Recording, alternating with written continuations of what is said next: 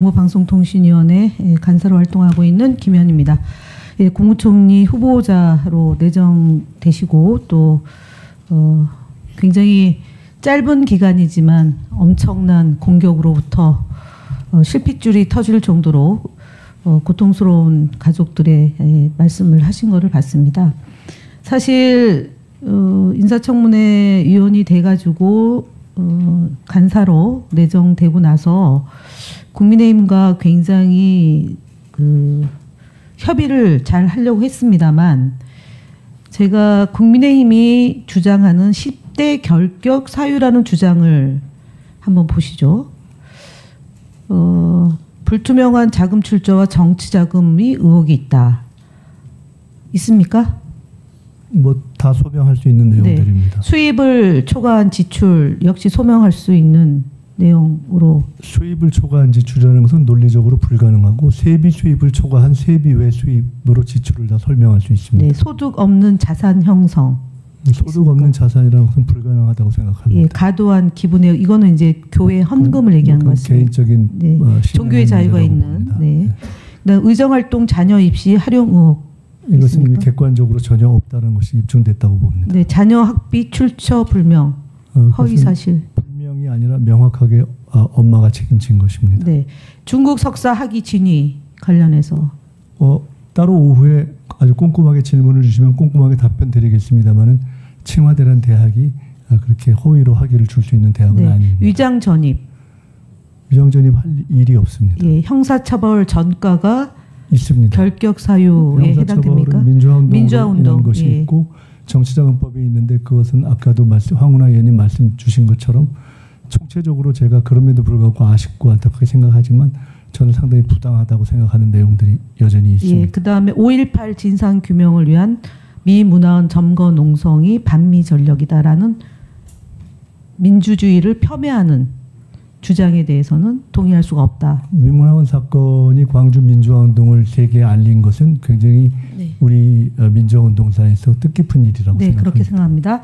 그래서 이런 일들이 국민의힘 의원들이 어떻게 허위 조작을 하였냐면 예, 이런 식으로 했습니다. 그래서 오늘 내일 있을 인사청문회는 이런 허위 조작 정보와 가짜 뉴스와의 싸움에서 진실을 밝히는 인사청문회가 될 것이라고 생각이 됩니다. 댓글 공작 리박스쿨 지난 대선 과정에서 많이 알려지고 지금도 언론에 계속 나오고 있습니다. 이 내용 총리께서는 지난 대선 과정에서 충분히 알고 계신 내용이죠. 네, 언론에 나온 것 정도는 알고 있지만 아직 누구도 저 충분한 진상은 알지 못하고 있다고 생각하기 네, 때문에 제가 2012년도 국정원 요원에 의한 댓글 공작을 밝히는 현장에 갔었고 국정원과 시발단에 의해서 대선에 정치 공작을 했던 거고 그 다음까지 포함해서 국정원이 개입한 진상 규명을 하기 위한 노력을 기울였습니다. 그것이 2013년도에 시작이 됐지만 지금까지 지난 시기에 2020년 총선에서 그다음 2022년 대선에서 선거 개입을 했다는 흔적이 있고 이번 대선에서도 국민의힘 후보가 소녀숙 리박스쿨 대표와 관련성이 있다는 것이 족족이 드러나고 있기 때문에 증거가 차고 넘친 이 부분에 대해서 확인을 해 나가야 되는 거라고 생각합니다. 왜 이 문제를 말씀을 드리냐면 선관위는 중립의 의무가 있고 독립된 조직인데 이 사이에서 벌어졌던 것이 부정선거다라는 내용을 많이 유포를 합니다. 그게 지난 윤석열이 12월 3일 내란을 계엄을 선포했던 배경 중에 하나가 선관위에 의한 부정선거다라는 그 프레임이 있었던 거고요. 그리고 많은 언론에 의해서 그것이 확대 재생산이 되고 댓글 부대가 활약을 펼칩니다. 그래서 이 부분에 대해서 총리가 되셔서 활동을 하게 되면 이 문제를 근절하기 위한 대책 혹시 있으면은 짧게 말씀해 주시기 바랍니다. 집중적으로 방안을 짜서 취임 후에 말씀드리겠습니다. 네. 총리가 되면. 예, 그렇게 해 주실 거라고 믿고요. 사실 이번 인사청문회를 준비하면서 총리 후보자가 자격 여부에 대한 지적을 많이 했습니다. 국민의힘의 결격 사유는 그동안 문재인 정부에서 5대 결격 사유와 플러스 2개, 7대 결격 사유에 해당됨이 없음에도 불구하고 지속적으로 반복적으로 재생산됐음을 지적하고 가짜뉴스를 반드시 근절시켜 더불어민주당 입장에서도 가짜뉴스는 대책을 강구해서 근절하겠다는 말씀을 드립니다. 앞서 여러 정부가 있었고요. 전두환, 노태우, 김영삼 정부, 그다음에 민주정부로 김대중, 노무현, 문재인 정부가 있었고 그 다음 국민 주권 정부로 이제 이재명 정부가 탄생했습니다.